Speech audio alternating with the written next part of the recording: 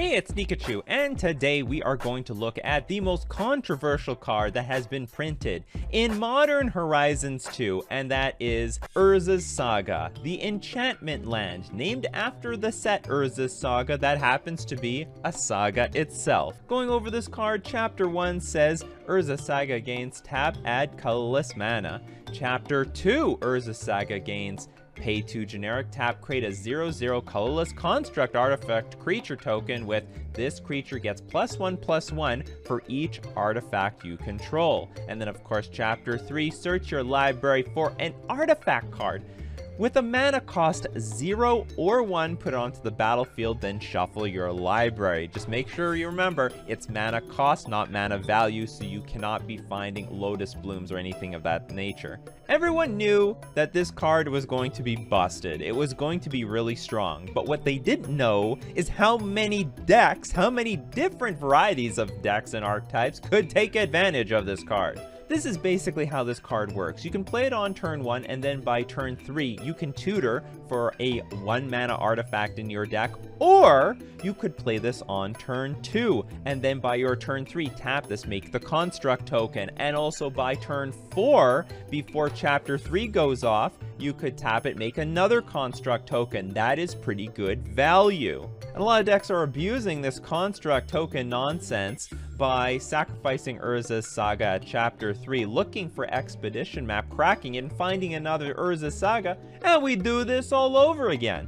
So you might ask yourself, how did the current version of Urza's Saga get through playtesting? And the answer to that is, maybe it didn't have playtesting. Ari Zax asks, to the best of your knowledge, there were 0 games played with the current form of Urza's Saga? And then Sam Black, who was invited onto the R&D team for playtesting Modern Horizons 2, says, I don't personally remember any. Well, that's awkward. So depending when you're watching this video, if Urza's Saga isn't banned yet, these are probably the reasons why it will. If Urza's Saga is banned, now you know why. So first deck that found supreme success with this card is Amulet Titan. Amulet Titan? Well, like, what artifacts do they have? Oh, they've got their namesake card, Amulet of Vigor. That's right, you don't need it out on turn 1 or turn 2. You easily can have it by turn 3. That's fantastic. So you are guaranteed to have your amulet the turn that you really want to go off, generate tons of mana with your cards, and play a Primeval Titan and easily storm your opponent. If you have Amulet of Vigor out by turn 3, I mean, you're basically always going to win the game if your Primeval Titan has haste the turn that it enters the battlefield. So you play your Primeval Titan, enters the battlefield, you gotta look for 2 lands. Well, you're gonna find a Boros Garrison, which adds red and white, but also you're gonna look for Slayer's Stronghold, which says pay a white and a generic, tap it, target creature gets +2/+0 and gains vigilance and haste until end of turn.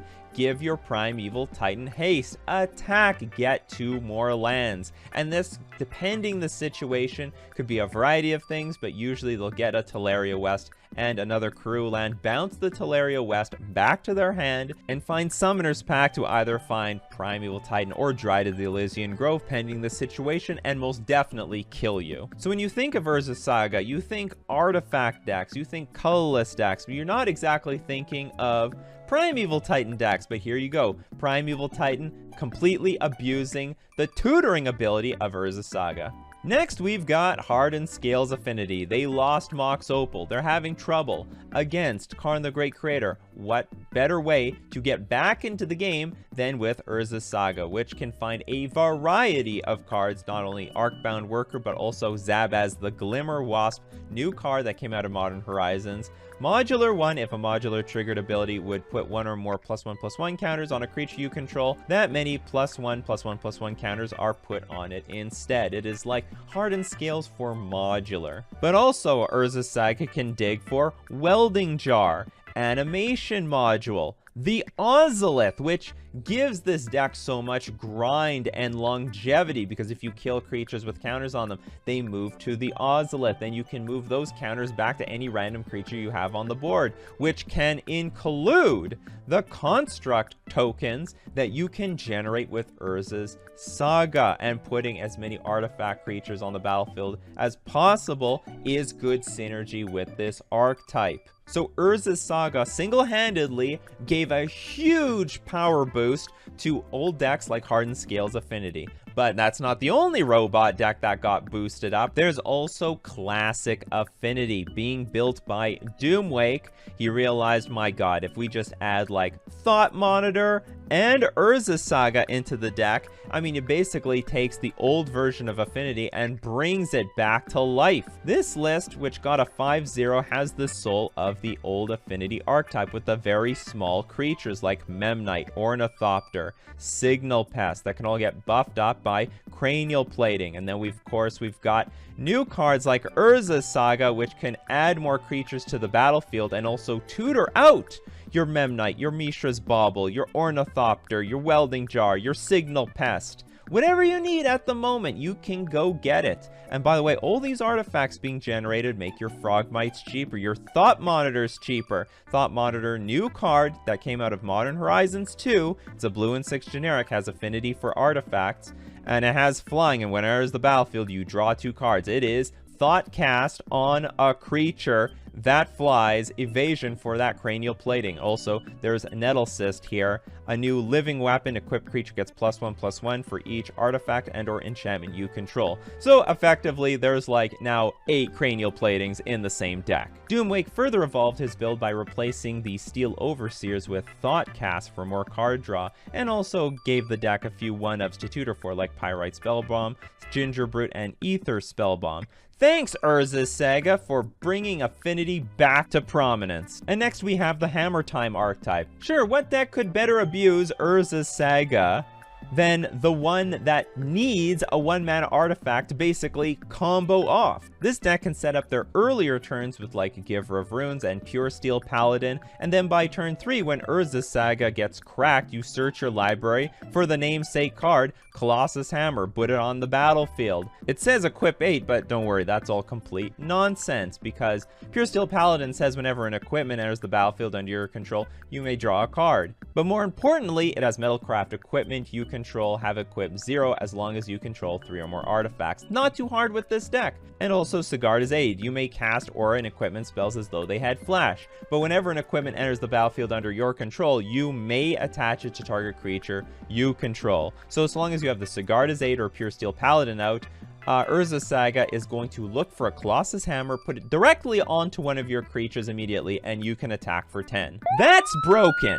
Urza Saga gives you mana to cast your spells, cast them again, and then you tutor something directly into play for 0 mana? Hammer Time might be the most broken way to abuse Urza Saga. Then we get to Dice Factory, which is the Astral Cornucopia deck that's trying to create tons of mana with Everflowing Chalice. Because you use Surge Node for 1 mana, it enters the battlefield with 6 charge counters on it. You pay 1, remove a charge counter from Surge Node, put a charge counter on target artifacts. You put them on your Everflowing Chalice. You put them on your Astral Cornucopia. Generate tons of mana. And what you can do is you can use Urza Saga to find the missing pieces of your puzzle, whether it be the Surge Node or the Astral Cornucopia or Everflowing Chalice. Not to mention, you can find Mishra's Bauble, you can find hate cards like Tormod's Crypt and Pithing Needle. How convenient, by turn 3, you're going to have these hate cards online. And let's not forget how well the constructs that you're going to make with this card synergize so well with Urza Lord High Artificer, also making constructs to beat you down. Let's not forget that making constructs in a deck like this is deadly. These constructs get +1/+1 for each artifact you have in play. And there is no deck that's going to have more artifacts in play than this one. You'll dump your hand of 0 mana cards like Astral Cornucopia, Everflowing Chalice, Mishra's Bauble, Tormod's Crypt, Pithing Needle, Surge Node on the battlefield. These constructs will be huge. And not to mention Urza Lord High Artificer helping make more construct tokens. Urza Saga can make a construct army. Just very briefly, we'll look at Urza Saga in Mono Blue Tron. Trellin has decided, you know what, this thing is not so bad, because if you've got a bunch of mana in your Tron deck, why not sink it into this thing? Make a few construct tokens. This deck has artifacts. You got the expedition map, by the way. So after you've cracked your Urza Saga, you got a tutor for something, look for an expedition map. Crack the expedition map. Look for an Urza Saga. Let's do this all over again. Let's make that construct army. So we're already seeing a pattern here. Urza's Saga. Make a few construct tokens. Then when you have to sacrifice and tutor for something, you look for the expedition map. Sacrifice expedition map. Look for Urza's Saga. Let's do this all over again.